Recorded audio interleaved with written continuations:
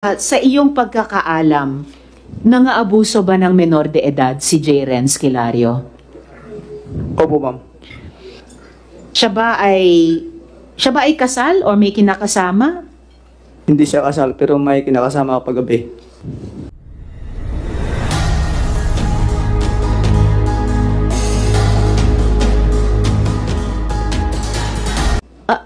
Bakit fetus? Mga bata ba? Mga bata po yun. Ilang taon na bata ang fetus? 6 to 7. 6 to 7 years old. Nandun na sa Soldiers of God. May barracks. Pinapakulong sa kwarto kapag hindi pa mapapayag sa kanyang pinapatalik. Jeng, ito bang si J. Renz Kilario ang totoong leader ng SBSI o sa tingin mo mayroon pang mas makapangyarihan, mas powerful pa sa kanya? Sa pagkakalam ko, ma'am, lima sila mag-uusap bago gumawa ng mga aksyon. Sino-sino to? Sila Mamerto D. Galanida, Karen Sanico Senior, Janet Ahok, Rosalie Sanico, at si J. Renz Kilario. J. Renz Kilario. Si J. Renz po ako siya pa-implement sa kasi siyang Diyos namin. So silang lima yung nagdidesisyon sa mga importanteng desisyon. At paulit-ulit lumalabas itong mga pangalang ito sa mga witnesses natin. So nung unang sa sa taas pa yan na hindi pa dumating yung bagyong Odette. Ito, silang lima bago dumating ang bagyong Odette. Pagkatapos ng Odette, iba na ang nagdidesisyon? Pero hindi ko alam kasi bumaba na po ako, ma'am. Siya nga. Okay. Pero sa kanilang lima, sino ang pinaka makapangyarihan? Sino ang pinakamataas? Sa tingin ko, ma'am, mukhang si Karen Sanico Senior. Siya po ang pinakamakapangyarihan sa pagkaalam mo. At saka si Mamerto. Silang tatlo kasi ang parating mag-uusap kung may mga bagay na dapat pag-usapan kasi sa lahat ng oras, nagtatanong si Senior Aguila kay Mamerto D. Galanida kung tama ang bawat desisyon. Okay. So si Mamerto Galanida ang lumalabas na pinaka sa mga malalakas, itong lima, siya ang pinakamalakas. O kasi siya yung maghahatid ng mga papers doon sa bahay ni Senior Aguila. Okay. Siya din ang sa ministry namin. Maghahatid ng papers? Abogado ba siya? Si Mr. Galanida? Doktor. Doktor. Doktor sa Doctor of Education. I see. Superintendent sa DepEd. Superintendent. Okay po. So, si J. Renz, ang Diyos, nagtatanong kay Mr. Galanida. Opo, kung tama po ba yung mga ibang desisyon na dapat gawin. Okay. Advisor. Yes, Mr. Advisor sa Diyos o consultant. Oh, sir. Kasi sa kanya mo kayo nagtatanong. Oh, sir. Sino pa isa? Si Karen Sanico Senior. Karen Sanico. Anong Karen Senior? Lalaki? Lalaki po. Lalaki yung Karen? Opo. Oh. Ikaw ang Karen.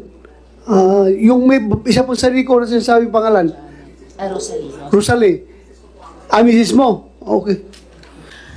Sa iyong pagkakaalam, nangaabuso ba ng menor de edad si J. Renz Kilario? Opo, ma'am. Siya ba ay kasal or may kinakasama? Hindi siya kasal pero may kinakasama kapag gabi. May kinakasama paggabi. May pinapapunta. Okay. Pero bukod sa yung kinakasama niya paggabi, nangaabuso din siya ng mga menor de edad. Pinapakulong sa kwarto kapag hindi pa mapapayag sa kanyang pinapatalik na mag-asawa. Kinukulong sa kwarto dahil hindi pumayag makikisig sa asawa niya. so ito po yung mga menor de edad na babae at mga nasa legal na edad na lalaki na pinagkakasal niya, pag hindi sila magtalik o mag-sex sa isa't isa, kinukulong niya sa kwarto. Opo, ma'am. Ano pa yung mga pag-aabuso niya sa mga minors? Minsan pinapapunta sa Paxol restricted. Pinapa-restricted, pinapalabas sa gate. persahang pinapalabas po kapag hindi pa mapayag kung minsan inaharas nila, pinapalabas. Yung Sundalo ng Agila.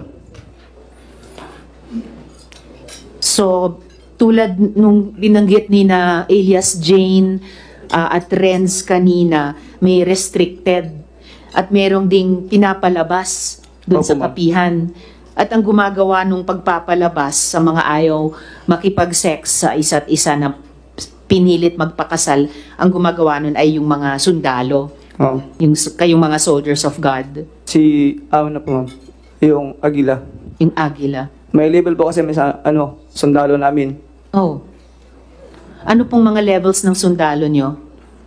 Agila, Agnos, Biyom, Sierra, So, Ili, Dio, at saka Pitos.